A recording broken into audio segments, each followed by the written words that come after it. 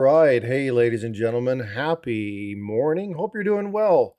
We are here today, June 21st, 2025, to talk about what I would consider two of the coolest stories in numismatics.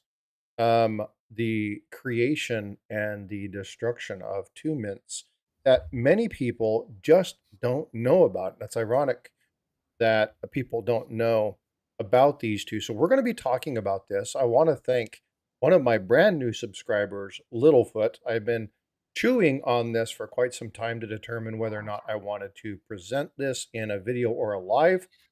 And the interest and the discussion from them came out. And I said, you know what? I'm going to do both.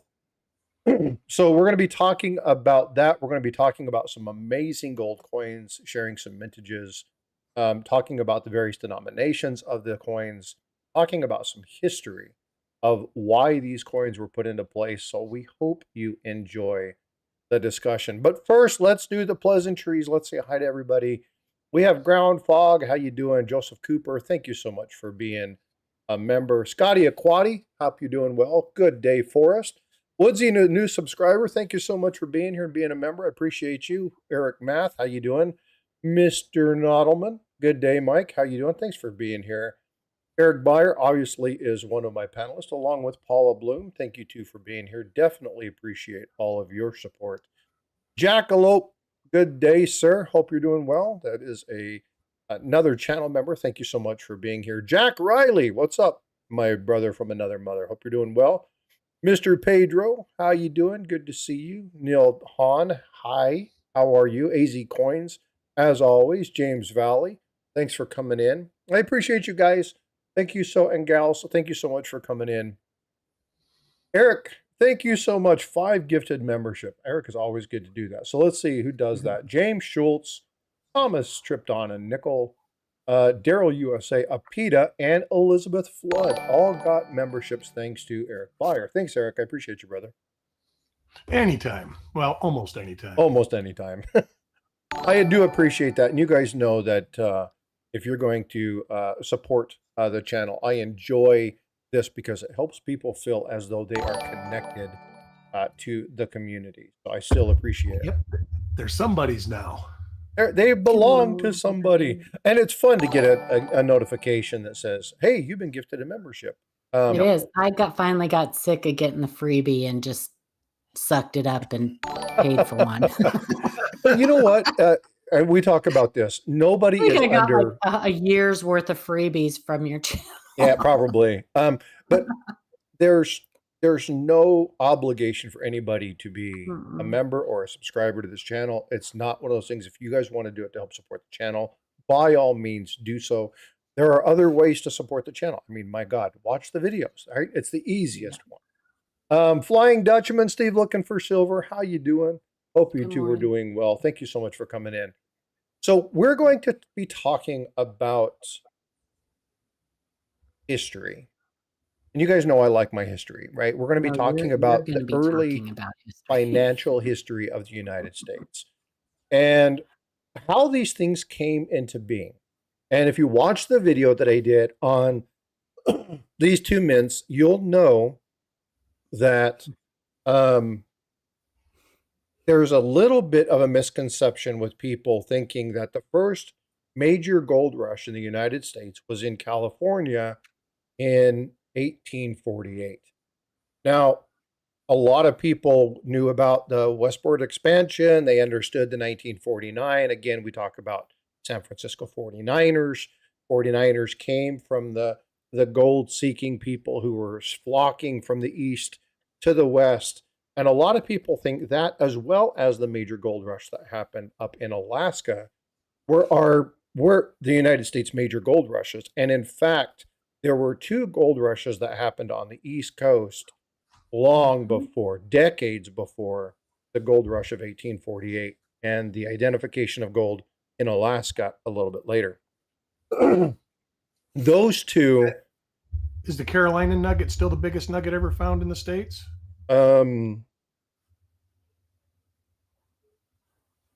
I think it is. Is that the one that was held at by the Binions? That's the one that Gary. There was a guy found it, and that was one of the reasons they opened up one of these mints. Mm-hmm. Yeah. That nugget was so big. Yeah, there's a number of reasons. But finding the gold was massive, right? Again, we're talking about a fledgling nation. We're talking about a nation that had just um, uh, created itself just a few decades prior. But there are some things about this. So when we talk about the discovery of gold, the first one actually happened in the 1790s. Okay, and this one, I've actually learned some information since I put out this information. And so some of it is going to be updated. If I speak it slightly incorrect, please bear with me. I've been looking at this. I probably spent close to a full week's worth of work researching in this.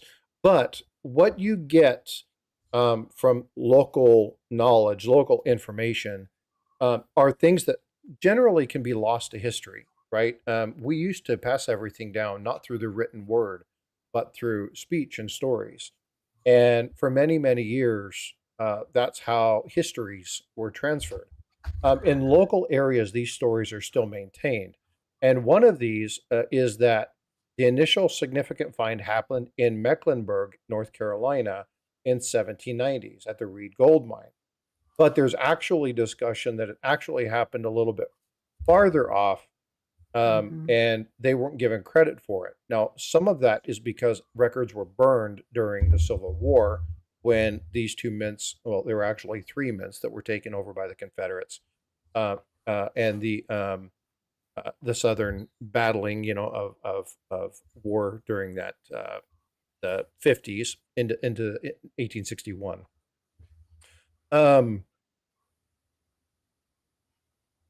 Monumental nugget, 103 pounds, found in Cali. That's the largest nugget. Yeah, I think that's the one Peter's owned by nugget Binion. Yeah, is the one I'm talking about, and it's the largest this side of the Mississippi, and yeah, it's 28 pounds, 448 ounces. yeah. And so, 103 pounds. Whoa. yeah, Yeah, and that's, if I'm not mistaken, that was the Binion nugget, the one that you actually saw at the Nugget Casino. That thing's a monster. But anyway, let's go ahead and dig into the kind of the setting. So again, a lot of people think about the gold rush of 1848 as the first major gold discovery, but it didn't happen. The first one, as I've just stated, Mecklenburg County, North Carolina, happened in the 1790s, and then a few 1799. decades later, in the late 1820s, there was a discovery in Georgia, and that was at the Benjamin Parks location. Now, this was happened during what they initiated as the Georgia Gold Rush. Now, I'm going to take a second and I'm going to explain something very important. During the history of an evolving nation, we've talked about this before. There are many people in this stream that may watch this or that are in the stream right now that are of an indigenous historical set of families or tribes. There were some major atrocities that happened during this time frame. Anything we're talking about when we talk about the westward expansion, when we talk about Dahlonega, we're going to be talking about what happened to the Cherokees. I'm not going to be going deep into it. If that's a discussion you all want to have, we can have that discussion. But I want to take a few moments and acknowledge some of the atrocities that happened during this. And we talked about this just before we came live, that anytime there's a precious resource anywhere in the world, if you're in Africa, it is going to be over water. If you're in the Middle East, we're going to be talking about oil. If you're in certain places in South America, you might be talking about cobalt, or maybe you're talking about lithium. Um, so there's a number of places throughout the world where this happens. Yoxnav, that's exactly right.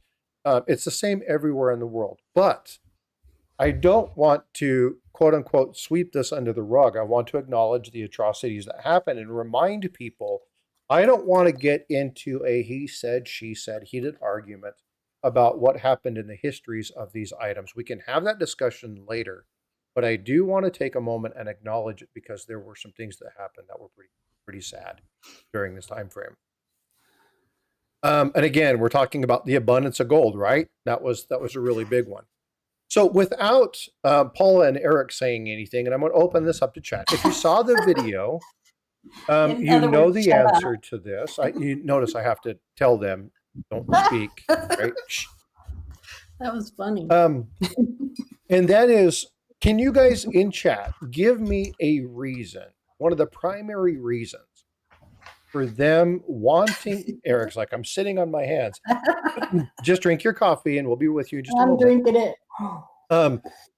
But what was one of the primary reasons that these two mints, the Dahlonega and or Dahlonega, depending upon how you say it, I always say it wrong, and the Charlotte mints, those are the two mints that we're going to be talking about. The third mint in this is New Orleans. We're not going to be talking about New Orleans. Most people are very aware of the New Orleans mint. But Charlotte and Dahlonega seem to just kind of disappear in the fray of things. Dahlonega is the other D mint, right? It's and this is going to sound terrible. It's the big D of the two. It's the big D. You know, and then Charlotte, obviously, If you a want lot me to of be people. quiet, you got to stop saying stuff like that. Yeah, well, but a lot of people like Charlotte will say like Carson City is the dual Charlotte mint, right? Because Carson City is the other C mint. Not to be confused with cement, but so put in chat. So do you guys know why it was so important and why so many people wanted the Dahlonega mint and the Charlotte mint to be opened? Don't say it. Yeah, exactly. So I'm going to give you a second to do this. I'm going to come back to this here in just a second, but I want you, and you can be researching, you can look it up. And Mike's like, I do. Put it in chat. But again, I want engagement because through having discussions, that's how we retain this information. So I want to make sure you really understand this. But when we looked at the need for whatever this particular was, there were two important people, Christopher Beckler and Templeton Reed. Now, these are people that began to start utilizing and creating their own coinage, again, back in this time frame prior to the 1835 and 1853. Azure, perfect. There you go. Transporting. That's one of the major issues. Thank you, Azure. I appreciate that. These two people began producing their own coinage for local use around 1831. Now, their coins were good quality, but there were struggling issues with balancing the weight. Now, we've talked about this in various streams and various videos. One good thing about collecting or stacking government-based coins is that you know exactly the weight, you know exactly the makeup of the coin, you know the dimensions, the diameter, the thickness, you know the purity of it. And during this time frame, these things hadn't really been put into place. There were still accurate weighting, determination of whether the gold was purity. Sometimes it was better, sometimes it was less. But the feds demand a very specific regulated precedent for that particular area. And so for about 4 years, they went back and forth and they started to, petition the government to say, hey, because as Azure stated and Yoxnav said logistics, but because of this, the gold being transported, number one, was at risk of being hijacked. That was a major issue. But number two was also looking at the fact that Philadelphia was the one receiving a lot of these. Now, Philadelphia, and there's different stories. We talked about this with Paula and Eric just before we started. There's mixed stories about whether Philadelphia was on board with this or not.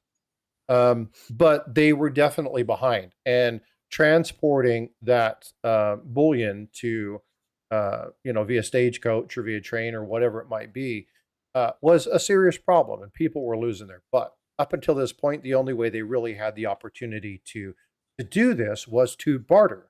And in bartering, it's the person with the most information that's going to win. And so it was, in many cases, people didn't know who was getting the better deal, right? Because you can have a giant nugget but there's very little gold in that nugget because internally may be, packed with crystals or packed with iron ore or packed with other stuff. So in many cases, there were definite issues with who was getting screwed in some of the deals that were occurring.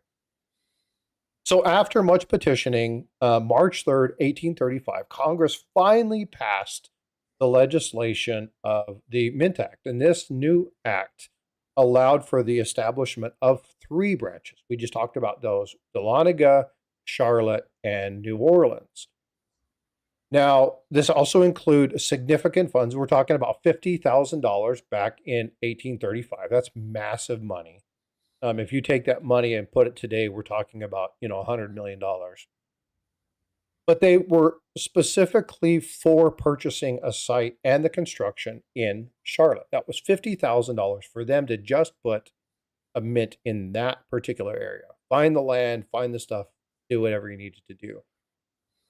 But they actually started looking at, what needed to happen. You have a single recognition place, which was Philadelphia. They couldn't effectively move this stuff. We needed to shift towards a decentralized minting structure because everybody knew all they had to do was monitor the outskirts of Philadelphia and rob the trains and the stagecoaches that were coming from there, right? This was actually one of the patterns when things moved to San Francisco and things moved to Carson City. They would still have the same things when you talk about some of the major players and thieves of the West. In particular, when you're looking at some of the stagecoach robberies that happened during this time frame. So they knew they had to make sure that this massive entity that was sitting in the middle of the country at that time, it was the middle of the country, needed to move from a centralized location to regional approaches. And so in that, they created those 3 additional mints to cover the mines in the established areas. So the first one we're going to talk about is Dahlonega. Now, Dahlonega is why I mentioned the atrocities that happened in 1838. Now, this was a very tragic period in American history where it coincided with the removal of the lands of the Cherokee Indians. Now, we talk about some of the movement and the westward expansion, and there were a lot of good things that happened for the U.S., but at great cost to many of the indigenous tribes. So again, I don't want to get too much into this, but I do want to make sure people understand that history is dark. It's not all sunshine and rainbows. Unfortunately, what we can't do is we can't forget about the histories that are there. We have to talk about them, and we have to understand the times that they were there. Those things are said, they're done, they're past, they're marked into history, and we need to acknowledge those. But I do not want to focus on those, and I do not want to get into arguments about those because there's nothing that we can do to change the historical context of the violent seizures of the indigenous lands and resources that happened during this time in U.S. expansion. However, saying that, there were some significant challenges of being a frontier town that had to be overcome. We talked about the transportation, but we're going to be minting coins. So how in the hell did they get the machinery there, right? They had to transport stuff. They had to move stuff. They had to worry about how were they going to distribute this information? There was a ton of logistic issues that came from federal oversight of what they called local realities or local realties, which are businesses or generational items that had been on family land or family area, or, again, up until 1853, it was okay for you to have foreign coinage in the United States. Up until 1853, it was okay for you to utilize foreign coinage as currency in the United States. It was also okay for local people to be minting their own money. There were a lot of changes during this time frame. And in fact, we talked about melting silver the other day, and some of the potential problems with melting silver. This was another one of those times in history where they would melt down the US gold and they would sell it. And again, this is why a lot of the laws came into play. So there were a lot of issues that had to happen. There were a lot of things that had to be overcome in order for these mints to become effective. Now, once they started to come up, they understood the local patronage, the local hurdles that were being done. And as they started to understand and develop these things, we started tailoring each mint's function, right? Looking at the resource that was there. You'll see that in New Orleans, it wasn't just gold, it was gold and silver. However, Dahlonega and Charlotte were gold, right? And so they started getting through. They started kicking up 1839 and they started running through this. And then a major event happened. And the major event happened and affected both of these mints. And that major event was the Civil War. Well, the problem with the Civil War is that during these time frames, and I stated this before, it's hard to find a lot of information because when somebody takes over a war, they burn a lot of the information. They destroy local records and then they take it on because again, you know, part of war is to take over the local area, to take over those resources. If you're talking about oil, if you're talking about um, uh, fuel lines, if you're talking about gold, silver, water, whatever that resource might be in that area, you take that over. That becomes part of your effort to fight the war. And when this was taken over, again, this changed, and so there were lots and lots of issues regarding um, records being destroyed during this time frame. Now, when we talk Azure, that's absolutely a great question. Does anybody here have any Dahlonega mint gold coins? I know Eric does. Eric, or not Eric, Mike. I know Mike has some. I'm sure they probably sell a ton in his shop. I personally don't have either one of them. It's on my bucket list of coins to get. I want to get one of each of those. Yeah, I knew, Mike. I knew you would have one. Those are definite things that I definitely want to get. And we'll talk a little bit about some of the mintages and stuff that happened at each individual mint here in just a sec. But I will tell you this, the coins produced at Dahlonega were known for higher quality despite some of the operational challenges that they faced. Some of the coins exhibited what they called a green gold cast. And it's hard for me to understand kind of what they meant by that. But when you look at gold, like the picture, if you're looking at the vertical stream right now, you'll see gold, there's a dime there. It actually has kind of a greenish hue. And so that's because of the level of copper, if I'm not mistaken. The shop does, yeah. But that level of copper, the level of the other minerals, when they did this, sometimes, because again, remember, we're not talking about gold coins being 999 fine. We're talking about these coins being about 90%, or, you know, anywhere between 18 and 22 karat gold during this time frame. And so there was going to be silver, there was going to be copper, and because of this local alloy, there were some irregularly struck planchets, and it gave this kind of a greenish hue to some of these coins. So when you see this, if you look at an old Dahlonega coin, you may see kind of a greenish hue, and that's why. However, in 1838, the region's gold mines nearly were exhausted, and it was the boom in California that actually helped maintain Dahlonaga's operation, because a lot of gold actually came from California as this gold rush was kicking off in California and was brought all the way across the nation by those gold rush people who lived in that region, having gone to California, sought their wealth, and then they brought that back to Dahlonega, and Dahlonega sold it in Dahlonega. So when you're looking at the mintages of the coins, you'll see that Dahlonega actually has a higher level of coins. Now, I'm going to be posting in chat a link. This is a link at PCGS. Everybody can get to it. Let me pull this up and post this in chat. This is PCGS. This is going to talk about the various mints that are there. They talk about the 1854 Princess, $3 coin. The mintage was 1122 or 1120. These were $3 gold coins, and the $3 gold coins are usually a little bit harder to find. I do have one $3 gold coin. Unfortunately, that coin is from Philadelphia, not from Dahlonega or Charlotte. There was also a $1, a $2.50, and a $5 denomination that came from these, and we'll talk a little bit about some of those here in just a few moments. But let's go ahead and break down the various coins. Now, the $3 gold piece from Dahlonega only happened, if I'm wrong on this, bear with me, because the mintages and the production numbers, I was finding different things, and I've tried to take what I could find as the commonalities.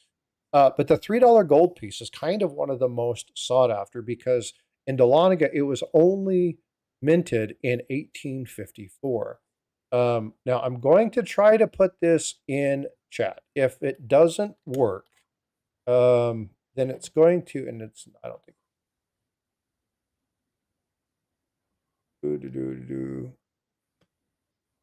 Is this going to work? Let's see if this actually shows up the way I'm hoping it will.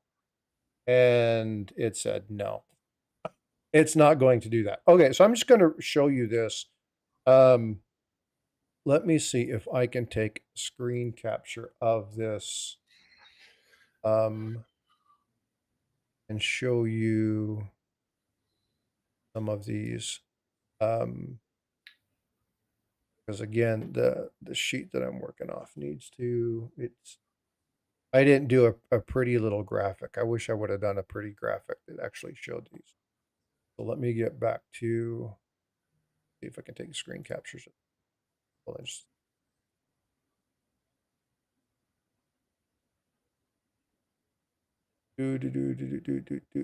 okay, yeah, so let me pull this up.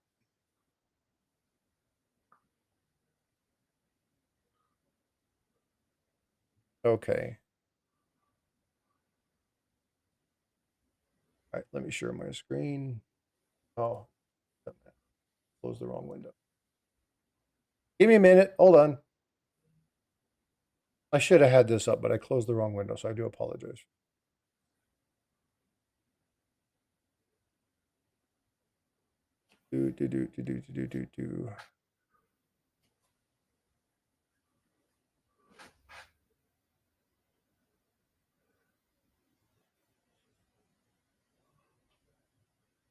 That's the wrong one.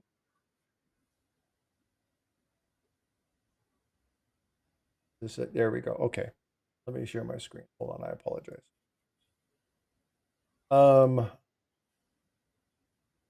Why is it not allowing me?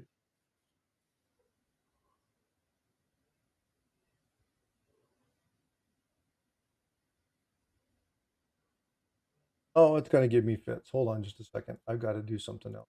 I apologize, folks. Here we go. Now we got it. There we go. Now, this should be coming up, and you should be able to see this now. All right. So what we got here is this talks about the amount of money that was. Hey, Matt Winch, how you doing? Thanks for coming in. Appreciate you being here. So this is the production. This is the lifetime production that happened during the Dahlonega and the Charlotte events. And this is a side-by-side comparison. And again, as stated before, if you look at this, you'll see that 20% more of its deposits that happened in minting these coins came from Dahlonega, but they actually came from the California Gold Rush that was brought back by the people who had left the Georgia region and went to California. And if you look at this, again, we're talking about a little bit of a misnomer here, right? And so why would I say that? Well, number one, you're talking about $6 million that was produced between 1838 and 1861 from Dahlonega, which is a little bit more than what happened out of Charlotte. Again, we explained that came from California. Got it. But when we talk about that price in today's standard of gold, we're talking about massive money. Again, when we were talking about a $5 gold coin was $5. Now a $5 gold coin, especially from Dahlonega or from Charlotte, can be depending upon the size of the coin, anywhere from $500 all the way up to $25,000. And so when you're looking at the amount of available funds for the weight in gold, these numbers are specific to that general time frame. But I want you to look at the right-hand aspect of this particular thing and see that the total mintages were very small, 1.4 and 1.2 million coins from these two mints, respectively. We're not talking about massive mintages of coins. And not only are we not talking about massive mintages of coins, we're looking at the general focus. So this is a breakdown of the coins that were created at each one of the mints. Okay, so you're going to see that at Dahlonega, you had the 5, the 250, the $1, and the $3 gold piece. When you see Charlotte, Charlotte didn't actually do the $3 gold piece. That was a one-off that happened in 1804. And because of that rarity, because of that, it's definitely one of those things that is something that is sought after, right? It's definitely one of those items where people are looking for that particular. And because of that, the value of these obviously skyrocket, right? There's a huge demand for things that are either scarce or rare.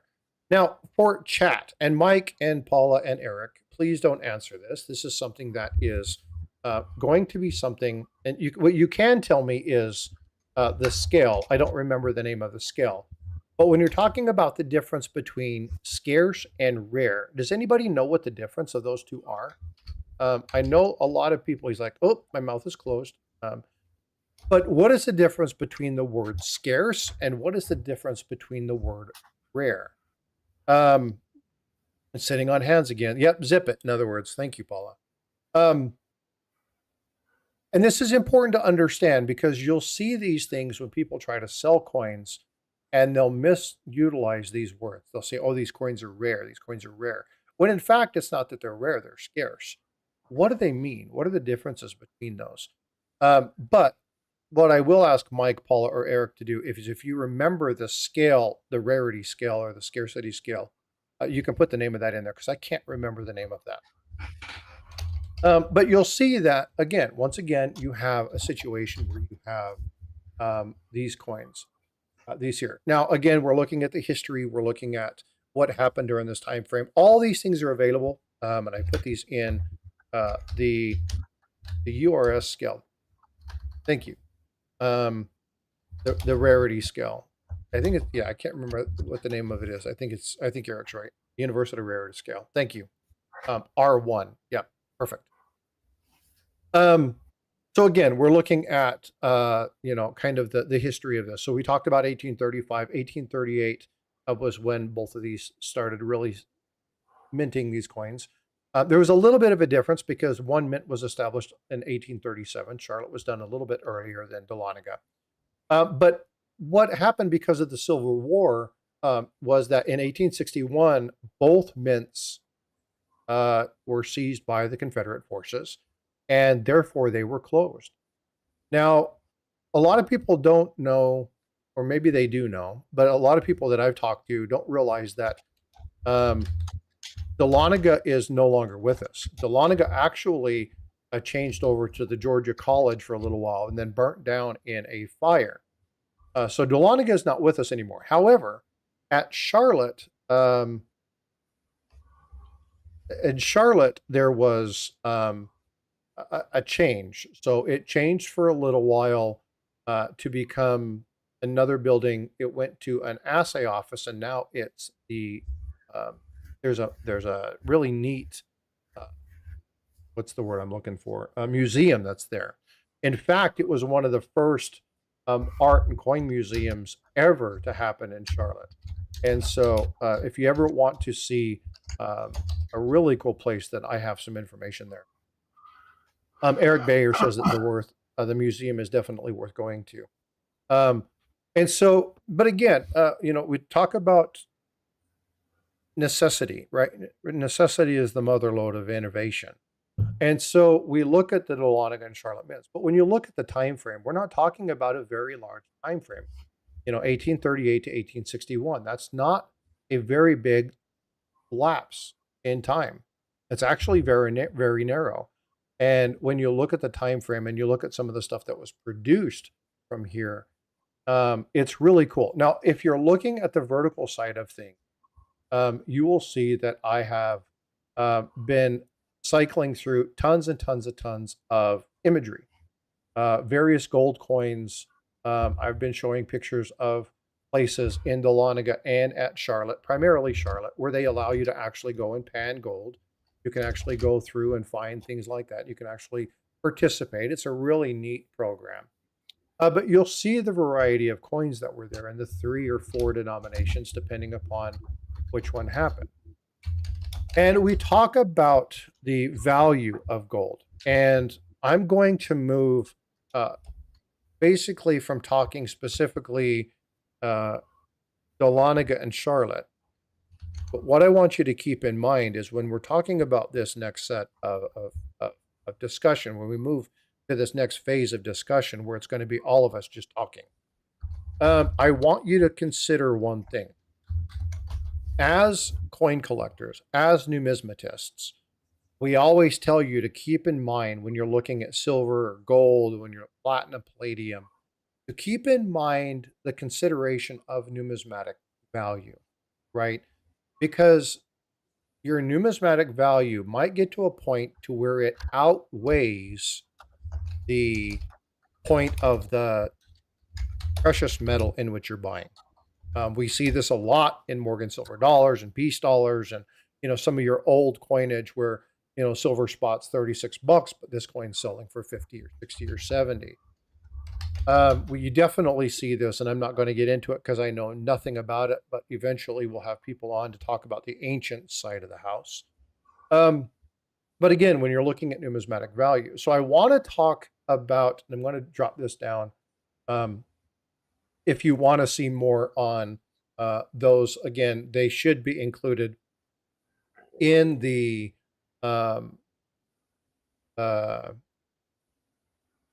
community page of mine. So if you want to go see those graphics, they should be there. If they're not there, then reach out to me, let me know, and I will send you a copy of the infographic that I created specifically for this discussion. But again, the purpose behind these things is, to kind of talk and give you the history about what happened at Charlotte, what happened at Dahlonega. But I want to talk about, yeah, exactly. Scarce is more common than rare. And a lot of people, Mike, exactly. 1909 SVDB is not a rare coin, right? People talk about it as being a rare coin. You talk about the millions that were minted. Now, granted, when you talk about the run, the specific run of Lincoln cents, it has the lowest mintage, and because of the lower mintage, it has a higher premium. But your mintage, the rarity, isn't always the only thing that accounts for this. I always talk, and this is Chuck's thing, right? I'm stealing this thing from Chuck. And he always talks about the 1924. Is it 1924 or 1922? 1924S? The one that in MS63 or 64. Yeah, 26S. And you can talk now, Eric. I have lifted you guys' silence bands. Okay. Yeah, it's a 26S. And high grade 26S is a tough coin. But it goes back to 31S 14D. 31S, I mean, while they're not rare, a 31S, the mintage is way lower, but less 14D survived. Yeah. And so understanding scarcity and rarity are extremely important, because you'll hear a lot of people utilize rarity because people think of rare and they think, oh my God, there's very few of them. When most of the cases, the coins you're going to be talking about are listening to the cone of silence. Yes, that's exactly right.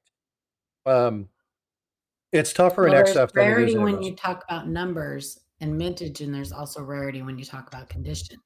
Yeah, exactly.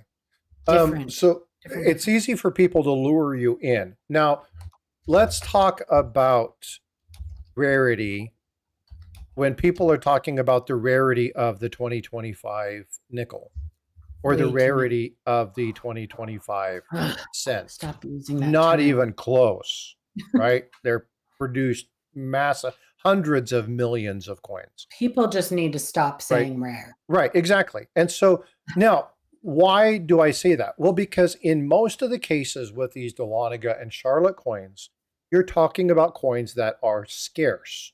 Now, the 1854 $3 is a little bit more on the rare side, right? You want to talk about some of the double or the pattern coins, or some of the onesie, twosie strikes.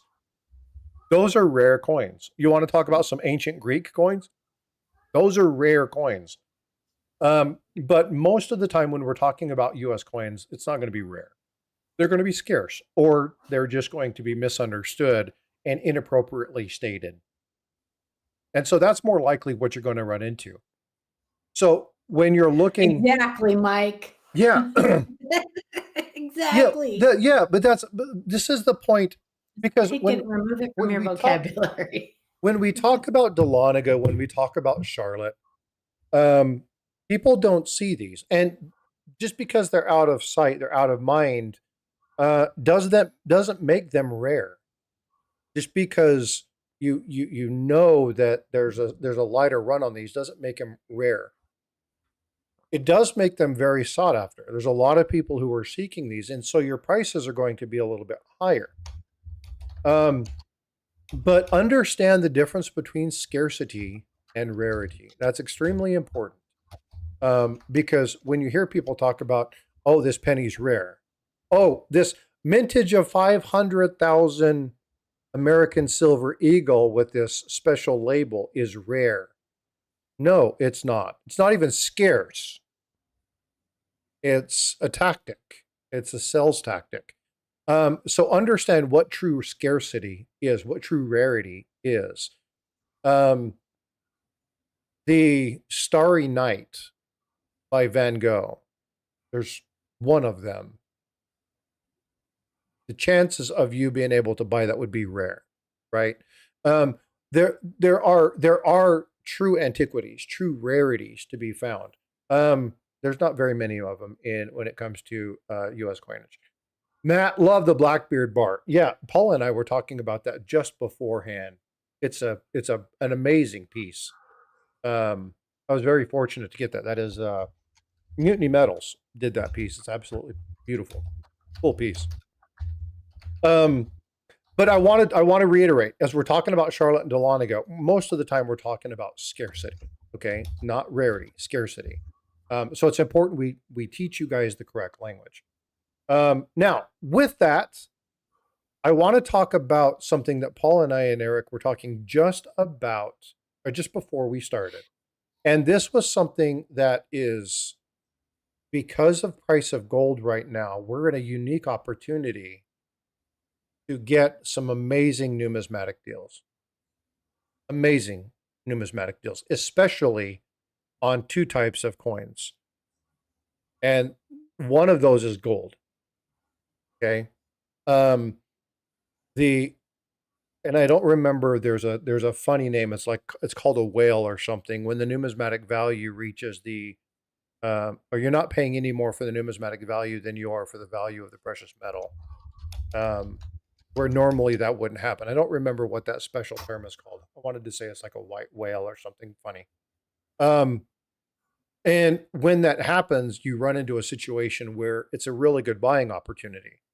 Now, many of you know that I work with Tiger Stacker on Stack Elector, and one of his quote-unquote teachers is Lynette Zhang. And Lynette Zhang for years has been saying, buy pre-33, buy pre-33. And for a long time, I was like, I don't necessarily agree with her. I don't think that it's necessarily a really good thing to do, because, I mean, while I love pre-33, and if I was going to stack gold, I'm going to lean towards that, the premiums in many cases were just too high. But now we're in a situation where the price of gold is so high that it's coming to or meeting the numismatic value. So, Mike, I want you to chime in here. Paul and Eric, I want you to join the discussion in this. What are your thoughts about pre-33 gold? And do you think now is the best time to buy? I firmly believe that right now is a really good time to buy pre-33 gold, because I think you're getting the numismatic value basically for free. I think anytime's a good time to buy pre-33 gold. Yeah, I think anything with a high quality, high grade coin, I don't think you can go wrong with it. It's one thing to buy a common date, high grade coin. It's another thing to buy a coin that like the Dahlonega or Charlotte Mint. You can't go wrong. I don't think it's going to depreciate. If you can afford it. So Mike says absolutely not. What do you mean by absolutely not, Mike? And by the way, you do know that you have the standing invitation to come up anytime you want. Yeah, he probably has more insight on this. I do know because he wants you to wait till the price of gold goes down. Well, the price of gold has actually been dropping the last week, I think. Well, it's actually gone down quite a bit. Yeah. It's gone down like what, $2? No, I mean, unfortunately, all my gold except for one gold coin. No, I bought in the early 2000s, and it was like $360 an ounce. Yeah, at one point we actually dropped about $150 in gold. There was a really good buying opportunity. It's gone back up, but you're going to have checks and balances. Anything like that, anytime you have a major spike, you're going to have increases and decreases in the opportunity. But I think, and again, if Mike doesn't agree with me, and now I will defer to Mike. Yeah, he would know. He will know way better than me. But when I'm looking at it, I would buy it because you're getting like the numismatic value for free, in my opinion. Now there are coins that cost well beyond their melt. Those are okay. And that might be a dealer thing. You know, we were talking about coin dealers. That's fact, Mike. Those are okay, but that list is getting smaller and gold isn't done. Yeah, and gold's going to continue to rise. Absolutely. That's a fact. And we do know that. Right. Right. But my thing is that a lot of people right now are just thinking about the gold. Now, we as coin collectors, we also obviously are paying attention to the numismatic value of things as well. But I think the focus is on gold, and the numismatic aspect of that hasn't quite caught up. Yeah, I think that what Mike said, I think that's kind of the point you're making. That is the point. Okay. Yeah. Right. And so we look at that. We looked at what happened in the 70s with the Hunt brothers and the super high premiums that happened. And I think that the fortunate side of numismatics is that when the prices of silver started to drop, what didn't drop were the prices of Morgans and the prices of peace dollars and the prices of those other silver coins. They maintained their value a little bit better than the silver did for a while. Well, eventually they did come back down, but there's an opportunity that produces kind of a unique buying and selling opportunity, right? And so, Ida, sounds like fun sitting outside enjoying the swing and the breeze. That sounds very nice. You don't think so, Mike? Yeah, I don't know. I don't deal in any of that stuff anymore, so I get everything externally. So Mike says he doesn't think that will be the case here. It'll be interesting. Vote for Pedro says, Hunt, they made good catch up. That's true. But I think there's opportunities here. And so, again, we are not investor consultants. We don't do financial advisors. That's not something that we do. It's out of my wheelhouse range. But again, these are discussions. But the reason that I say this is because as I look at buying gold, and I just picked up something that wasn't pre-33, because again, if I have the opportunity to invest in gold, I'm gonna focus on silver. But I don't mind investing in gold when I have the money and it's there, and I find a good price. And I picked up a really cool piece related to Pearl Harbor. At a really good deal from one of the great members of our community. But I can tell you that if I had my choice between a gold bullion coin or gold bullion versus a coin, versus what we were talking about, a $5 coin. I would pick the coin. Dahlonega, I would pick the coin all day long. Yeah, absolutely. Yeah, absolutely. Now, bullion has more gold. To me, it doesn't matter. I want have history. Beautiful coin, right? I want the coin with some with a story behind it. Because I'm not just paying for the gold, I'm paying also for the history and the story behind the coin. So, and coin collectors usually love history. Right. But it doesn't. So as a collector, I'm collecting other items. Like I'm going to be picking up some other items. Now I picked up a couple ounces of silver, but I was able to pick up something that I liked. You can't serve both masters. Yes, you can. I only serve one master. But you've got what you have to do is you have to understand what your end goal is. I have a right? master, and then I cheat a little bit. What you've got to be careful when you do that is, and I think all of us have made this mistake. I think everybody in this chat has done chasing the shiny, right? Where, oh, that's pretty. Oh, that's neat. I'll give you a great example of it. Mm-hmm. Okay. This is a great example of it. Why did I get this? Well, I got this for Bifrost. She plays Call of Duty with her. It's upside down. With her uncle. No, it's not. It's not? No.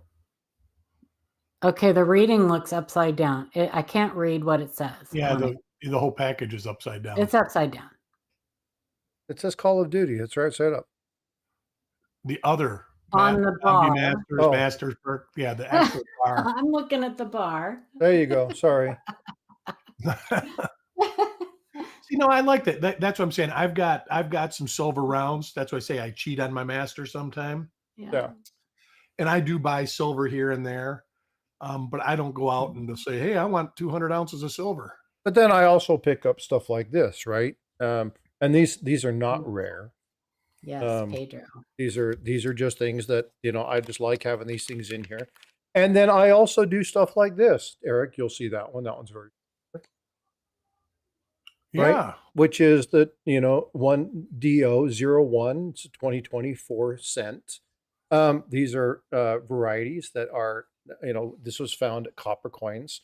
And I have these things, they go in my little book. And so again, I collect what I collect. It just is what it is. And there's no right or wrong in collecting, so everybody knows. Collect what you want. But you have to have an end goal, right? You have to have an end state. Sure. And I have two very specific end states when I do this, and I make a determination. I have a pool of money, and I'm like, is my pool of money going to go more towards 333? Is it going to go for that gold? Is that the thing that I'm going to be putting it in? Am I going to be putting it into my stack, or do I just want something shiny and cool? And when I talk about stuff that's shiny and cool, that will never replace its value. I think of my Voldemort wand that I created that was created by Ringmaster Ray, or something even cooler, which when we were, excuse me, when we were talking about Memorial Day and Wounded Warriors, we started talking about World War II, and this is the red poppy of the fields of Flanders Field, right? So I picked this up because this is a 2-ounce coin, way overpriced.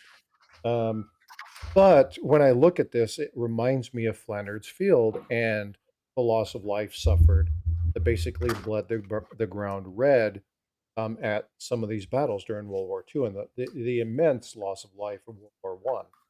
And these things are historical reminders of very tumultuous times in our world history. And so I collect for a number of different reasons. And you have to be okay with doing that, right? So you have to collect what you want to collect. But speaking of Ringmaster Ray, what's up, brother? Shark tooth. I have a really cool shark tooth, right? And so actually I think I have the first copper one he ever poured. Yep, I got the second. And it's one of those things where cool. Yeah, exactly, right? It's one of those things where you're going to collect the things that you collect. But when I'm talking about Delanago and I'm talking about the scarcity of these, there's a premium because of the scarcity of that particular coin. And I haven't picked one up because I just haven't pulled the plug yet. There's other things that are pulling my curiosity. Eventually I will make that determination and I will pull that plug. And you can find some of these are really, really good price. And so thanks, Coach. I appreciate you, brother. Hope you're doing well. But again, it's important that you have a strategy. And, my strategy bounces from time to time to the collector's mentality, to the stacker's mentality. And I do, kind of what I want to do. Now, one thing I'm reducing is a lot of the little funny stuff. Now, this was a gift by Pedro. This is the Blue Angel round. He sent me to this Mhm. from the Wounded Warriors. It's an That's a absolutely cool cool one. little piece. Super cool. Why did he send that to me? Well, because I was in the Navy, and he wanted to say thank you, and he wanted to support me. It was a really cool little gift. Well, Um, you got a plane, ship, spacecraft thing, anyways. Morning, I love my ships and my planes, and I love military memorabilia. And I've got something that I picked up from Big Flip that they were stickers, and they're not numismatic pieces, but what they were is people created um, Kennedy half dollars, and then they tied every specific battle that happened in World War II, and they put an image on a coin tied to a card, and on that card listed every specific. It was just a way of them collecting a war book, but it was all on Kennedy's, and I picked this up. It was a really cool thing. There's not a lot of numismatic value in it, but as far as war memorabilia, somebody took time to actually build this, and they talked about Korea and World War II and Vietnam and all these people and all these amazing generals, Hap Arnold and you know, um, our five-star generals, Ike, and some of those folks that they paved the way. And looking at some of the Army uh, structure, we talk about the corn cob. If I say corn cob, you guys know what general I'm talking about, right? I would hope you're talking about a British general, right? No, General MacArthur. General Oh, all MacArthur right. Yes, yes, actually yes, yes. had the corn cob pipe. Um, and so you collect things that you enjoy, and you collect things that you love. And I love military and U.S. military history and world history. Yeah, just amazing, amazing people. And so sometimes you collect stuff that has virtually no numismatic value, even though you want to do that. Um, but in the case of Dahlonega and in the case of Charlotte, there's a massive um, uh, following in these particular ones, and it's kind of they're the forgotten mints, right? If you know about them, you know about them, but if you don't, I wanted to take the opportunity to kind of talk to you a little bit about these. But again, all of the thanks goes to one of my newest subscriber. His name's actually on the screen, and that's Littlefoot. Littlefoot actually came to me and said, "I want you to talk about Dahlonega and Charlotte." Right? They don't That's get great talked stuff. about enough. I would love for you to talk about that. It was on my list of to do things, and I was like, done. So I want to thank because again, as you guys come up, Mike, last week with the Father's Day and everything that happened, and coming up and talking about the most hated coins, that was his idea. And again, these are the things that you guys want to hear and the stuff that we have fun doing. So as you guys come across that stuff, please share it with me. I don't mind doing the research. It literally, I probably spent 40 hours worth of research grabbing this information to share with you guys, but I don't mind doing that. I enjoy doing that. And That's the so best I part. want to thank Littlefoot for making the suggestion for this because it was a fun project. It was fun to get this stuff and to learn a little bit more and find out who the players are and look at some of the mintages. And again, we talk about the mintages, and I posted that link. One of the largest mintages there, I think there's three of them that actually were above, or four of them that were above 10,000. The 46 Charlotte, $5, 12,955. 1838 Charlotte Classic Head, 17,179. 1838 Charlotte Mintage, 18,140. 1849 Charlotte, 11,634. These are some of the bigger mintages of these particular ones. And you talk about the Dahlonega, you're talking about the 1856D Liberty Head 2.5, the mintage 874. The mintage for the 1840, 3,532. The Indian Princess. I love the Indian Princess. 1,111. Absolutely, Mike. Anytime. Fire away. But we have people in chat. And again, Mike works for a pretty amazing coin shop. Harlan J. Burke, right? Go check out them and they, talk with them and ask those questions, and they'll share stuff with you. We have other people in here who have really good resources and contacts when it comes to this stuff. Use them, right? Mike, now on Instagram. Oh, they're going to be on 8 o'clock tonight. Is that 8 o'clock Central, 8 o'clock Eastern, 8 o'clock Pacific? 8 o'clock what? We're on Instagram now too. I've been on Instagram for a while. I just don't hardly post anything. There's not a lot of coin, Too like much work. informational coin stuff on Instagram. Not good. There's a lot of it over there. It's just not good. That's a figure that nobody knows, Azer. No, so this is okay.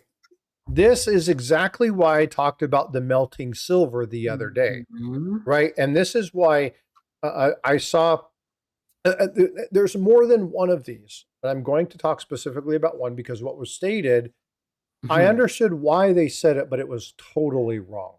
And it's like melt them. That just means it's going to be more money because the mintages are less. Well, how do we know that? Right. Where is that documented? Where is the fact that somebody sent 250 pounds of bullion or 250 pounds of 90% silver to a refinery? Unless they cataloged every single coin, we have no idea what was melted. They may know the difference between the 40 and the 90 percenters. Great. But they don't know what the years are. They don't know what the mint marks are. So we don't actually have accurate numbers. Even within Morgan and Peace dollars, we don't have accurate mintages. These are assertions and assumptions based off of some of the stuff that they did track, right? Some of the stuff that they do know numbers about. Off the press. That's it. We do not know the true, genuine mintages of any coins. A great example. Mike talked about this last week, and I've done a short about it because when he was mentioning that, looking at the silver and most hated coins, we pulled up the Pittman Act, and him and I were kind of on the same page. We were talking about the same thing, but going down different venues. But I had pulled up because I knew Morgan and Peace dollars. Unfortunately, Jack Riley mentioned Peace dollars as one of the most hated coins, and I had to unfriend him on Facebook. I'm just kidding. I'm totally just kidding. Poor Jack. Because people do some petty stuff like that. I'm not petty. I'm just joking with him. But come on, you guys know this. People unfriend you on Facebook for less, right? But we were looking at the Pittman Act, and he was like, there were $270 million during that time of coins that were melted. And I'm like, well, if you stuck them end to end, it's 6,400 miles of coins. Crazy, right? That's a ton of those. They did that pretty indiscriminately. They didn't catalog every single coin and every mint mark. They took entire runs of coins from the Carson City Mint. We don't know how many of them got away. We don't know how many of them were left. So how can you actually account to those mintages? We know we've talked about melting copper, melting zinc, and what happens. Are the prices of pennies going to go up when people start hoarding these? Actually, it has the opposite effect. And if we were listening, I invited a number of people to the chat that was happening the other day between Gray Sheet Whitman, and they had a couple other, John Flanagan, Hannebaum, or whatever his name. I wish I would have made that. And they were having discussions. They had different people on, and they were talking about some of the items and stuff that was there. And one of the conversations that they were having about was, what to look for, and where the Bagenbaum. Thank you. I can never say his name right. I have to see it in order to pronounce it. But there was some great discussion there. There were some great things, and one of the comments that was made, and I actually countered this, was that you can't make an assumption that people understand what you say means. And they were talking specifically about knowing the mintages of coins and how many are there, and what people are collecting, and the market, and what's happening and what's going on. And people talk about these things because they do them all the time, but they forget that not everybody speaks that language. And so it's important that we talk about, what is scarcity? What is rarity? It's important that we talk about, what are good, quote unquote, investments to make? Which ones do you stay away from? Mintages of coins. Even if they took, and let's say that everybody in the United States, okay, there's 360 million people in the United States. let's say that everybody in the U.S. Kept one 2005 cent, just one. Okay, and they kept it pristine. They kept it dry. They kept it to where the worthless crap that's there in the zinc didn't get torn away. There was nothing there. There's no environmental situation. 360 million coins. And let's say that everybody in the US had one. Let's say every other coin, the billion coins that are left, got destroyed. Would that coin be scarce? No, not at all. There's so many of them, it wouldn't be scarce. Would the value of any other coin, because there was a massive melt off of that, cause the price of those to go up? No, they're already there. They're already placed. And so, hey, Julio, thank you so much for subscribing. Much appreciated. Thank you. Welcome to the community. Would the mintages of that, would they change? No, because they're not documenting what coins they're minting or what their coins are melting. So we have no idea how that's changing the end product. And so we've got to be very careful when people run their mouth about, how much it's going to cost or how little it's going to be, or, how, the big melting of all these silver coins. Those are people that have an ulterior motive. Well, but you got to be careful because you're insinuating something you don't know. Well, so again, go ahead, Eric. Look at Lincoln Cents, 1909S. Yep. A lot of high-grade coins were kept because they were the first year. 31S, people thought they were going to discontinue production at the San Francisco Mint. There's a ton of high-grade 31S out there. Yep. Then 55S, when they did. I don't know how many people search wheat cents, but how many people actually find tons of circulated 55S? Exactly. Well, and the other thing is, and we've talked about this with, I think it's the 1892, where they used to be $2,000-$3,000 per coin, and then all of a sudden this hoard was found. Wasn't that a 1904 back in the 60s or something like that? There was one date. I can never remember the date.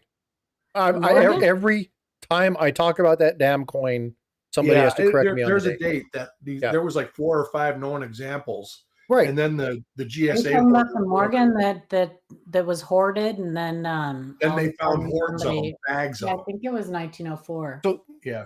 There was another one, and I think there were 2 hoards that were found within Succinction. Right. One was a bank hoard.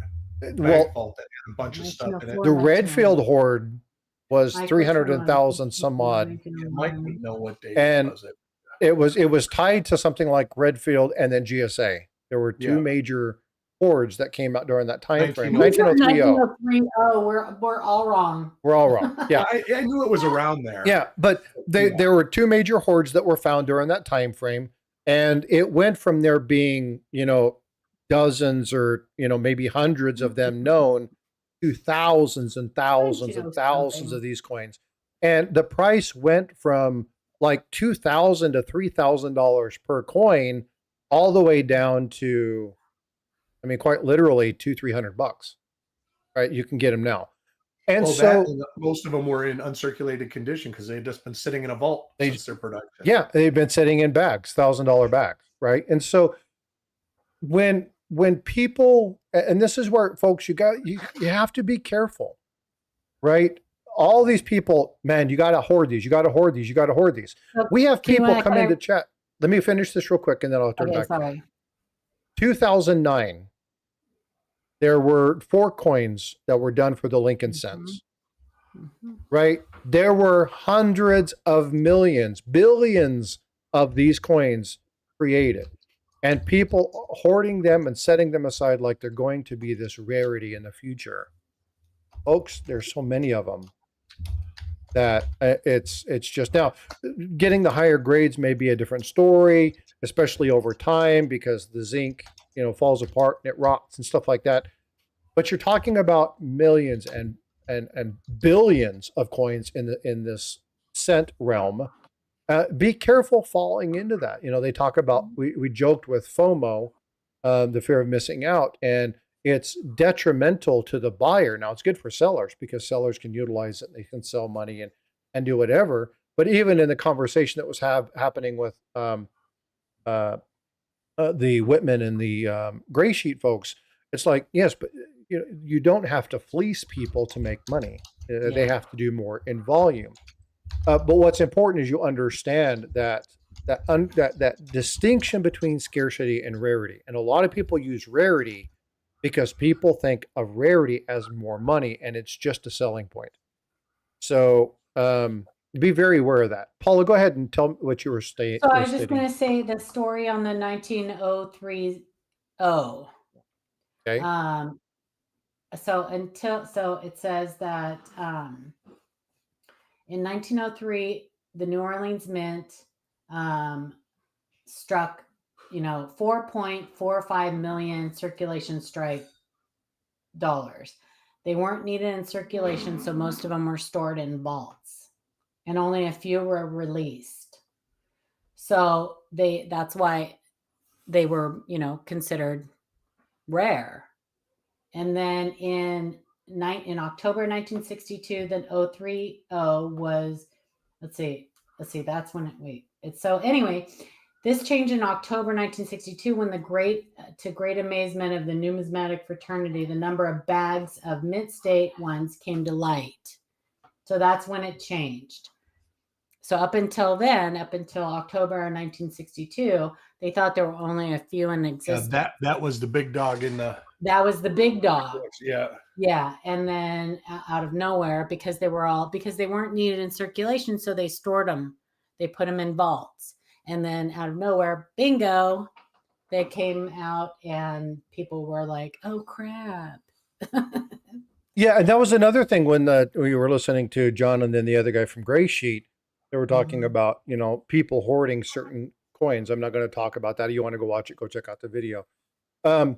But one of the comments that I made in chat was, well, won't that cause a reduction of the price when they release these? And Paula was like, not if they do it slowly.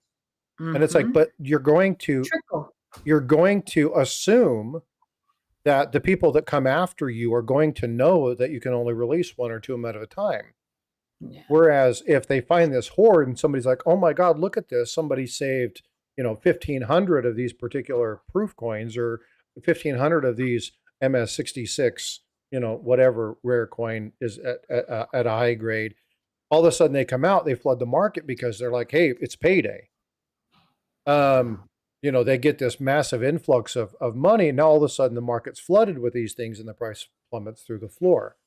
So there has to be discussion. And we've talked about this. I did this in a live stream where I couldn't sleep. I wanted to talk about it. I was chatting with some people. And again, it was one of those midnight streams to 2 o'clock in the morning.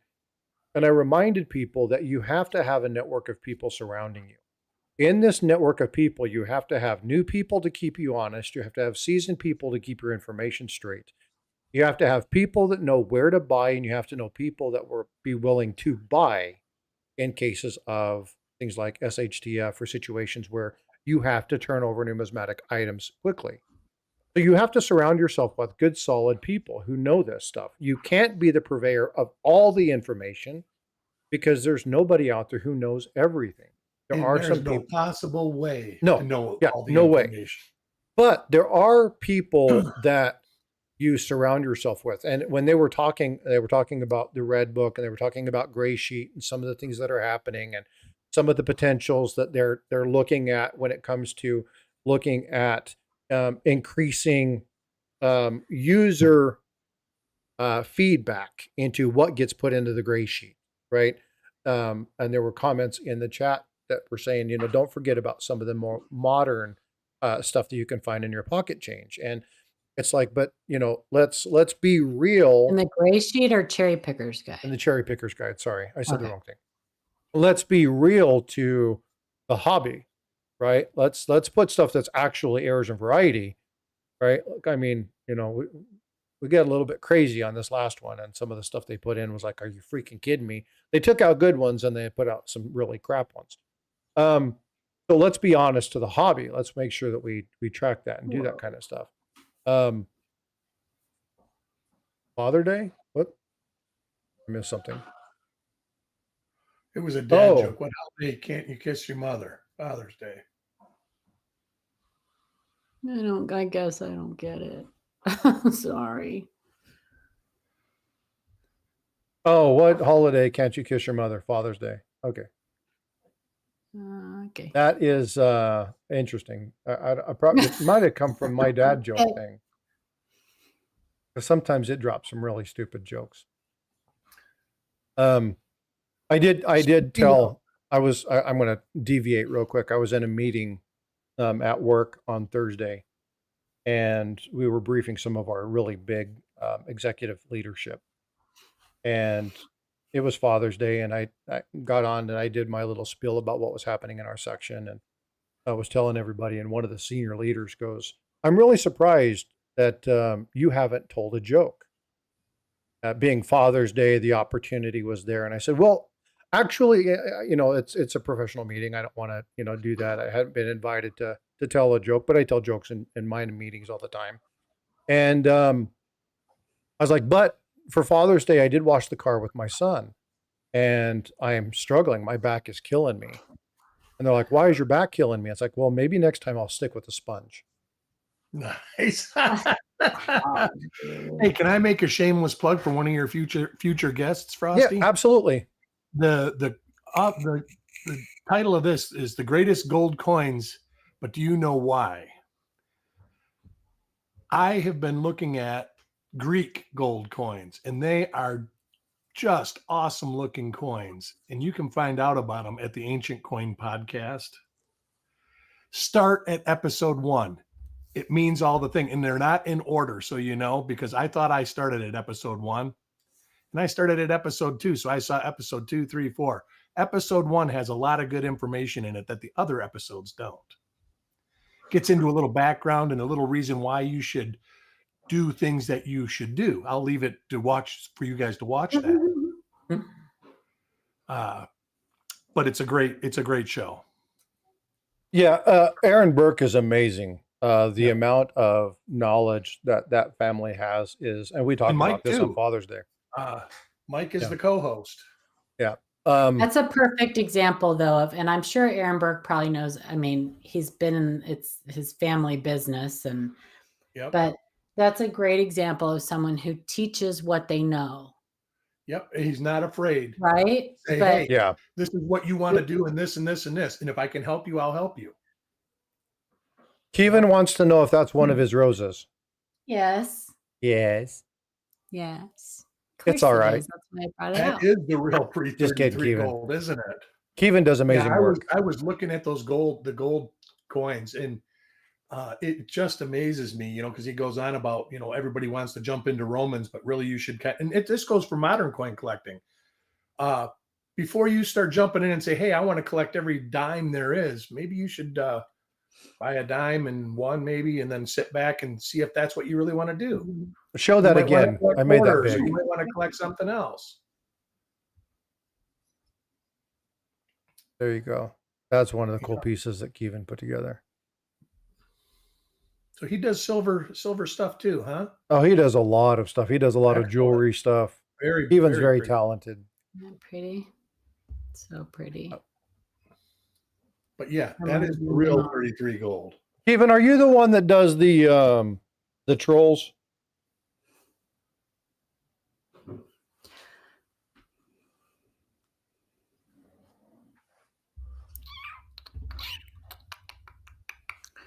Hey, peace.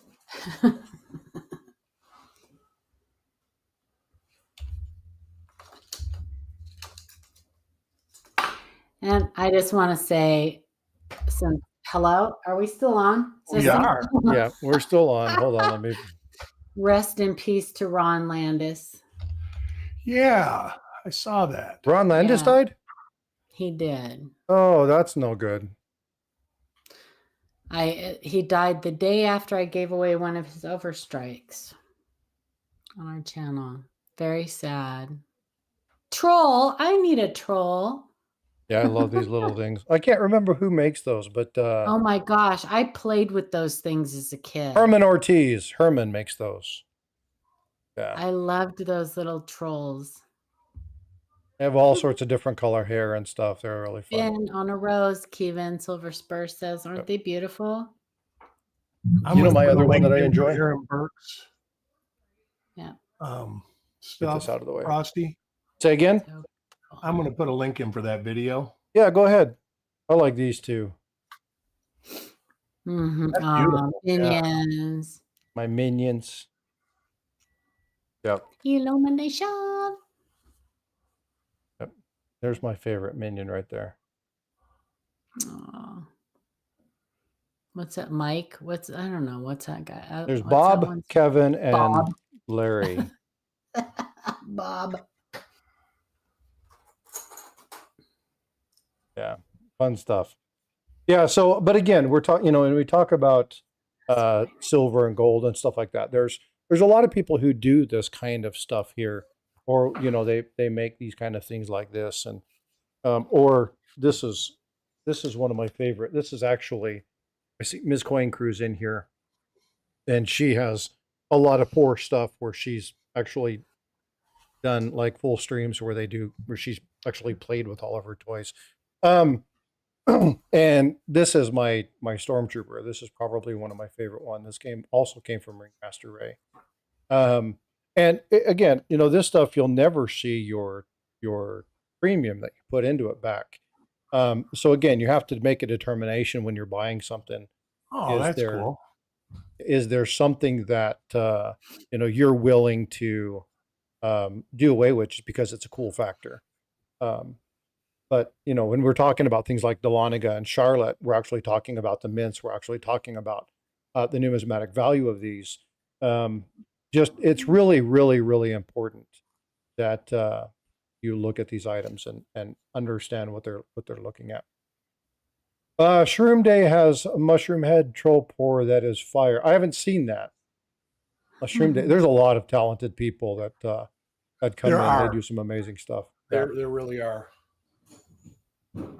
The one that I want, and I told him if he ever does another one, again, I have a number of Ringmaster Race items along with Big Red and Angry Warrior. Angry Warrior has done some stuff that is I haven't seen Ringmaster Ray around lately. Amazing. He lost his puppy. Oh, his doggy. Week ago or so. Yeah, we just a few days apart. We both lost our dogs before you did. Yep. I think, yeah. Yeah, it was a bummer. We just got in. My wife did the thing where they do the ashes and they give you back the little, I have my doggy and my cats. They did the paw print. And she's going to take the paw print and take it to an artist, and she's going to have a tattoo of the dog's paw print put on her. I don't know that I'm going to do it. I may. It might be one of those things that the two of us do, just because this was the first dog that I really was like, I love this little thing. Yeah. Dogs to me were always working animals. We don't get them long enough. It must be old age, Frosty, because the dogs I have now, I'm much more emotionally attached to them than I was when I was young. Maybe. Yeah, and I mean, in her golden years, and I just can't imagine what I'm going to be like after. I think about Chuck a lot and Sherm. There you go. Yep. We were talking about that in one of his streams. I think they were doing the 42, and he was like, "Frosty, I saw your thing," and he's like, "I'm dreading the day." Yep. And when they're like 13, 14 years old, you never know. No, we don't get them. We don't get a key. And mine was 13. Right. Sure. Yep. And she was doing really, really well. And it was on Father's Day, and I still have the images. I obviously won't share them because they're disturbing. Yeah, that's but mine with the back. The doctor's like, "Oh, she's going to do this," and then she's getting better slowly. But then she will go back and she goes, "Well, she is old, so it might take her a little longer than it would take a young dog." Yeah. But she's walking now. She actually chased a rabbit yesterday. I was like, holy moly, when she really wants to go, she can go. Sad. It's just like us. We can do that once. Yeah, there you go. It's that old song. You remember that song? I'm not as good as I once was. Oh. That's I don't remember who sings that song. That was a good song. And what's tomorrow's topic? Tomorrow, I actually, I'm debating, and I wanted to leave this open to everybody.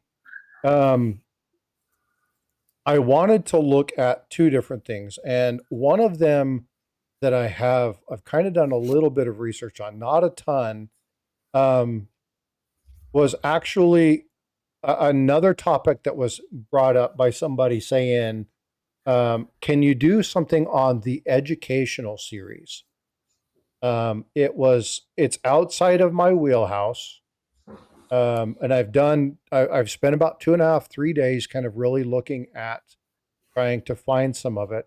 But this is the regarded as one of the best sets. It's a very small, limited run.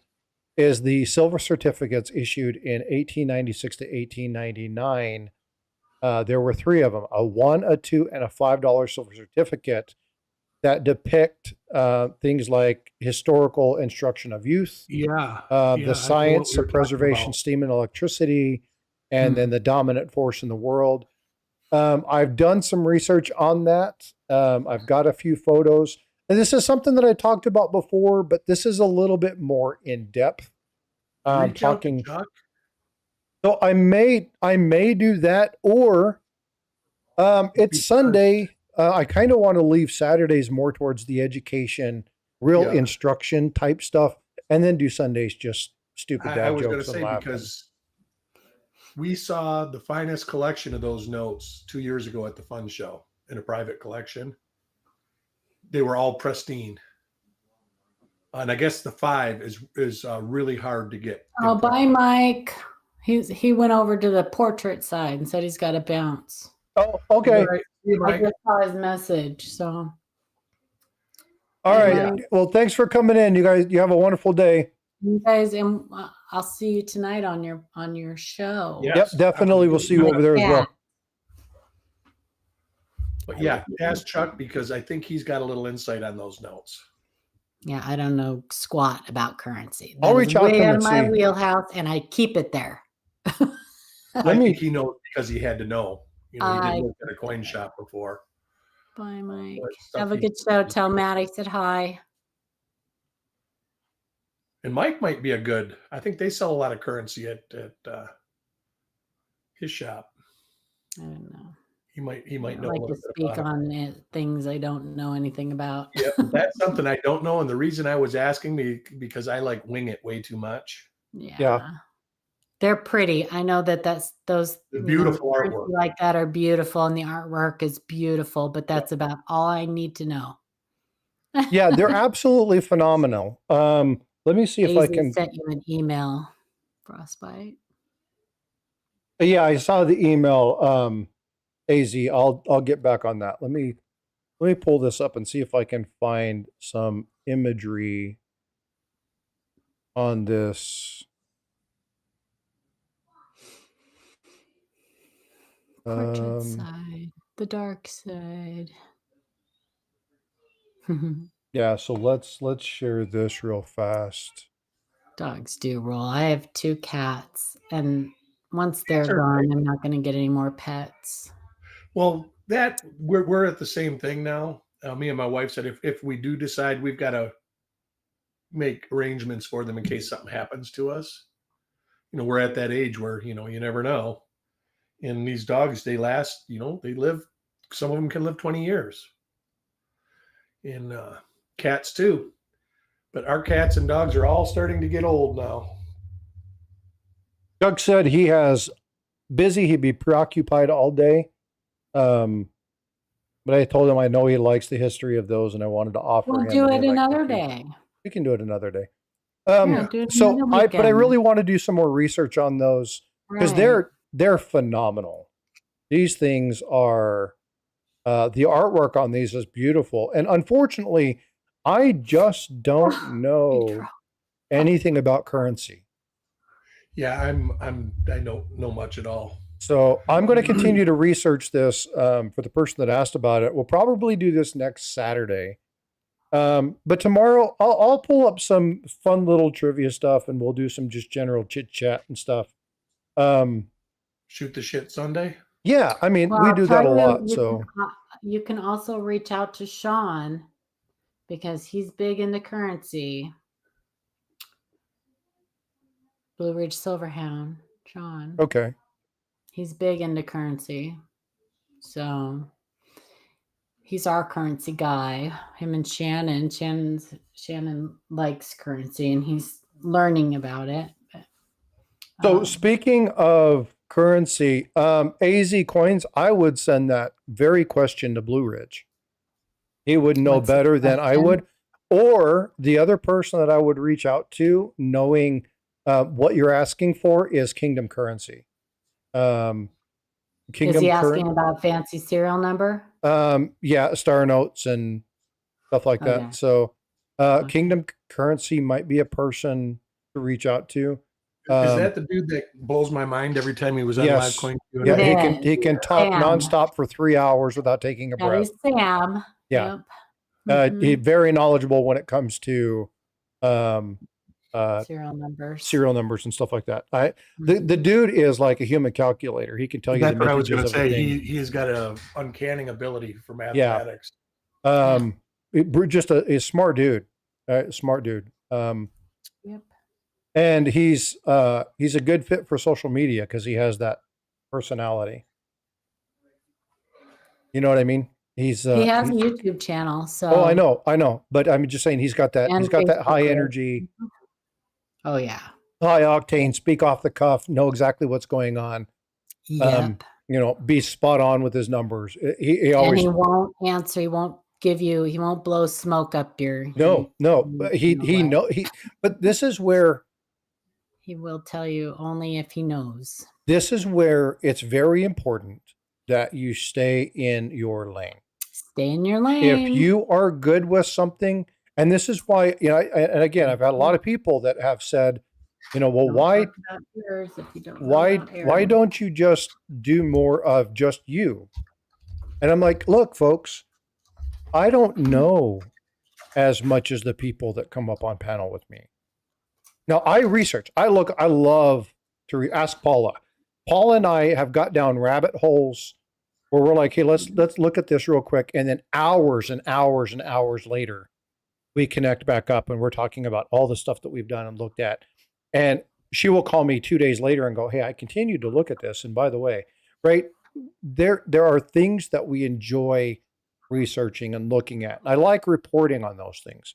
But I report to you the findings of what I see, not the knowledge that I have. Now, I gain knowledge every time I do this. But Chuck, no, Sean's email is the Livecoin Q&A's email. info@livecoinqa.com. That's his email. AZ. Say that again. AZ asked for Sean's email. I said it's info@livecoinqa.com. That's his email. He has another Blue Ridge one, doesn't he? No. Thought he had another Blue Ridge one. Unless he has changed it. No, maybe not. I don't know. I only ever email him through the Livecoin, so but yeah. I thought he had something tied specifically to his channel, but maybe not. But if you send an email, I will make sure he gets it. Easy. You may wait a while, but he's another one that has said he'll come up. I just have to coordinate with him. Yeah. It's funny. Everybody's busy until they're not, and then it's hard to align schedules, right? So, and he does a lot. He does his auctions and everything else. So he's been doing whatnot like 3 or 4 days a week, hasn't he? He does. Yeah, that's his thing now. Mm-hmm. Yeah. So, well, let's do this. Let's pose it to chat. What is there anything specific that you guys would like to kind of chit chat a topic? Not that I'll put together a really in-depth discussion like I did with the Dahlonega and what's happening there, but if people really want to know about a particular item and just want to have questions, or you want to just do a question and answer, we can do stupid dad jokes or whatever you guys want to do, and just make it our kind of the Sunday chit chat. We're more than welcome to do that. So I will leave that up to chat. whatever you all want to do. I would love to get, I'm going to be pushing out another video from the Anti-Counterfeiting Education Foundation sometime this week. So I'm going to be pushing out another thing. I'd like to, again, if you're not familiar with the ACEF, go check them out. They do a lot of cool stuff. What's your favorite coin around to stack or collect? And also, you guys, if you ever want Frostbyte, to just do a show on his own, it does not hurt my feelings. This is his channel. This is his show. If you guys ever just want him, just email him, and it's not a problem. And I've told people out of your obligation, Paula. What? I says, are you squirming out of your obligations? There is no obligation. No, I just don't want anybody to feel obligated, Yeah, and again, so what's important for people to understand when I talk about the way I do my channel, and Paul and I, one day we just need to go live and just talk like nobody else is here. Like we talked before the show. Like we talked before the show, because we have some amazing conversations. You'll have to warn me. No F. Yeah, we'll have to put a disclaimer up, because there are a lot of bombs that get dropped in our conversations. But the one thing that's fun about that is that we have discussions and we go back and forth. Sometimes we agree, sometimes we don't. But I have had more fun in some of the discussions that have been had, that I just sit here and type in chat the whole time, because there's great conversation and I'm learning just like you're learning. I learned a long time ago when training and being a facilitator. I facilitate very large projects, process improvement strategies, and my question is to direct people towards conversation. That's one of the things that I do in my job. And so I find that, hey, hold on just a second. Let's ask about, this. And Chuck and Eric, you guys have been talking, and I've asked questions to you guys. What does that actually mean? And then I just shut up, because then you guys are able to get in and really dig into that. Paula's talking about a particular coin. What does that actually mean? Can you show me an image of exactly what that looks like? So I don't mind facilitating. I don't mind. I actually do really well with that as far as my job goes. And I don't mind hosting as a facilitator. That's not a problem for me. What I want people to understand about my channel is that I'm about community. Yes. Seriously, about community. I want you guys to have the best information. And sometimes, and it's hard for me, but sometimes that means I need to shut up. And I need to let the people who study that know that. When I'm on copper coins, my last words are, I'll see you in the neighborhood. Yeah. And so it's one of those things where I don't have to be the person everybody comes to. Quite frequently, I'm wrong. And if you ask Paula, I have probably removed more videos than I've posted, because she'll get an initial view at that, and I have to pull it down and redo it because the information's been said wrong or whatnot. I have had tons of you in chat. Vote for Pedro Sorcerer Stan. Fill up the board. There have been people that collect. Robert Pintoff is a great supporter of the channel. And I've gotten feedback from a lot of different people. Hey, that you misspoke that. Right coin, wrong president. It's the wrong Roosevelt. You said Teddy should have been Theodore. And so people correct me, and I'm gonna have to go back and have to pull it down and then re-record it and re-upload it. But I do that because I know I'm going to be wrong quite a bit. But what's important is that there's a community of engagement that happens. That matters more to me, because as you'll hear me say this a lot, the important piece of that is building a network of people that are strong in the areas that you're not, right? And that sometimes it's okay for me to be quiet. What's up, Muscle Shell? How you doing? Good to see you. I don't need to be right all the time. I like it when I'm right. You know, I mean, I don't know too many people who don't. But I don't have to be the one talking. Now, I like researching. I like teaching. I like doing that stuff. My mom affectionately calls me the professor because if there's a problem, I will do the research and I will figure it out and I will That's give what you we the best called information I Ken. can. Yeah, well, but it's a term of endearment. It's not, you know, it's Professor. not that I know it all. No, I just like to do it. And so it's just fun. But I don't have to be the star of the show. It's not my thing. And if anybody ever comes across and they say, well, you know, that's what his show's about, I'm sorry if I come across that. Vote for Pedro. As I've talked with Frosty about, I love channels with no skin in the game. All three of you are shall protect the community. I greatly appreciate for this. The community needs protection. Exactly. And I will tell you, I don't know that there's not an episode where I don't promote certain channels every time because they're really solid. When Paula first introduced me to Jack Young, I was like, I can't reach out to him. I mean, like he's so big in this. He's such a big icon He's as a far big as guy.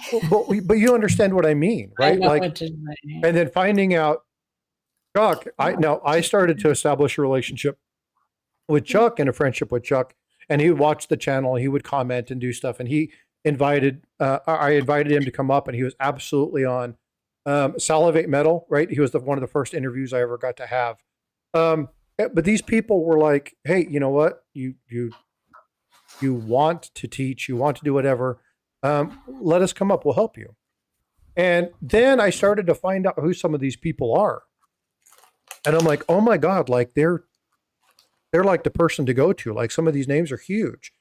But they're all genuinely kind and they really just want to help the community. And they all want, and I love, I'll tell you what, Salivate Metal sent me a message the other day when we were talking about, when I dropped the video for this particular thing about Dahlonega and Charlotte. Do you know how freaking happy it makes me to see comments by Jack and Chuck? I always said Charles. Chuck and Jack Young and Jack Riley and Salivate Metal and Yankee Stacking and some of these people to come into the channel and say, hey, great video. Hey, nicely done. You want to know more about it? Talk to this person. They're the expert in this. That is, it's huge for me. I enjoy that. And why is that? Because it benefits you. And I love what I do, but I'm here for you all. That's what I'm here for. So, yeah, Sal is a stud. I like Salivate. He's a good guy. So and again, Paula and Eric, I love you guys being up here every week. I have so much fun with you guys and the breadth of knowledge. You know, and ask these two. I have no problem saying, hey, you guys, I need you to hold on a minute. Let me finish. And they respect that. They never, I won't say they never talk over me because we all talk over each other. Try not to. It's the situation. Well, but no, I mean, it's the situation of doing this where we're not sitting in a room. It's like a Teams meeting. You ever sat on a Teams meeting or something like that? Once. But everybody wants to talk. It's just the way it is. So that happens. But for the most part, we're respectful of each other. We don't try to shut people down. And so it's a good environment and it's good for you guys. And that's what matters to me. Okay. So I'm going to wrap up today. I've got a technician that is going to come and fix my microwave because even when the door shut, it still runs, and it got really, really hot the other night. And I was like, I have a gas line. Isn't it just cheaper just to buy a new one? Well, it depends on what the problem is. Oh, okay. If I can pay the $90 technician fee and it's a $20 part, then I would rather spend $140 than. Oh my gosh, how much are microwaves? For the one that I have inside my, it's a built-in cabinet unit above my stove. Oh, okay. 600. Gotcha. They're pretty pricey. But anyway, I'll be dropping the thing for tomorrow. I'm here in a little while. It'll just be general sessions. Pedro. You guys ask your questions. Bring some coins if you want to talk about it. We can show the different coins. If you want Eric to pull some coins up and maybe do Eric, you up to doing a coin search? Possibly. Okay. Yeah, I got a lot of stuff laying around. I was thinking about that. A fun show's coming up, and I might go and see what I can get into there, and maybe we can do that. Look at what after the fun show, what I got. Thanks, freaking awesome. Appreciate you, bud. So yeah, we'll do a couple different things. I'll talk with these folks and we'll do some stuff. And again, Sunday's usually just general chit chat. We talk about whatever. Yeah, just let me know ahead of time if there's something I need to grab or whatever, or if I don't know. Thanks, Matt. Okay, I'm gonna go. Bye, everybody. Have a great day. Love you. Be well. Be safe. See you tomorrow. See you later, Paula. Don't forget Coin Show podcast tonight, you guys. Yep. See you there. See you in the neighborhood. If I can have one of the moderators drop that link in chat, that would be greatly appreciated. Again, Eric, thank you so much for coming up. Folks, I appreciate the time. If you guys like stuff like this, please do me a favor and make sure you send me a message. frostbytecoins@gmail.com, and let me know that you're looking for a very specific topic, and I'll do what I can. I can't promise you it's going to be the following week. It may take a couple of weeks to pull the information together. If you want me to do a video on it so that you have reference to it versus a live stream, again, videos can take quite a bit of time depending upon what happens, but let me know and I will put stuff out there. I do have 2 videos coming out. One of them is going to be dropped here in just a little bit. We did do the educational series, or the educational series is something that I'm going to be working on. I might try to do that next week. Hopefully I can. But if you want to see the military histories, again, on my community page, I've dropped some stuff on the military histories. You can go back and look at that. Again, please just let me know what you want to see, and I will do my best to get that out there. All right, folks, I appreciate you. I appreciate all the support. Thanks again, Eric, for the 5 gifted memberships. I appreciate you dropping those. It's not required by anybody. Julio, thank you again for being a new supporter, and for the people that subscribed. Again, if you're here, you like the content that you're hearing, make sure you subscribe. It's free to you, but it does help out the channel. And again, watch the videos, ask questions, and I will see you in the streams.